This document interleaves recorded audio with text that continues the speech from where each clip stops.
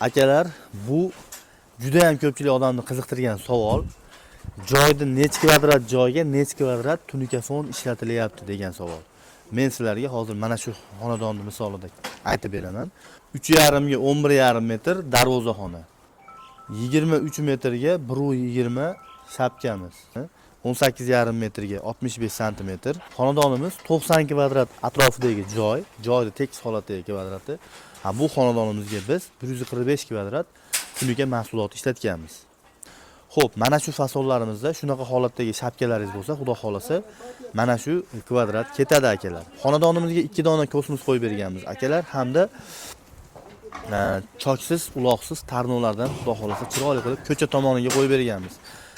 O'zi 2 oy 3 oy oldin uyda egasi tarnov qo'ydirgan ekan, juda ham qiyshiq holatda qolgan ekan. Shuning uchun faqat ko'cha tomonini biz alishtirib, o'zimizni choksiz tarnovimizdan qo'yib berdik. Ichkaridagi tarnovlar esa o'zi xonadon egasi oldin qo'ydirgan tarnov ekan. Xizmatlarimizni xudo xolasa haqida batafsil ma'lumot berishga harakat qilyapmiz. Agar nimadir ma'lumot sizni qiziqtirsa, albatta kommentariyada yozing. Qo'limizdan kelgancha sizlarga batafsil javob berishga harakat qilamiz. Videomiz agar manfaatli bo'lgan bo'lsa, xudo xolasa bitta like bosib, uyga tunikafon qizmoqchilarga jo'natib qo'yasizlar. Albatta, ishlatilayotgan materialli kvadratiga biz pul olamiz, joyning kvadratiga emas.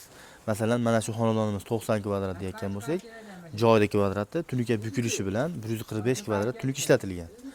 Biz 145 kvadrat tunikaga pul olamiz akalar. Hamda tarnov metriga olamiz, kosmoslarimizga отдельный summa olamiz. Mana bu ko'rib turgan lesa, pesa, reka hamma narsasi shu summani ichida bo'ladi.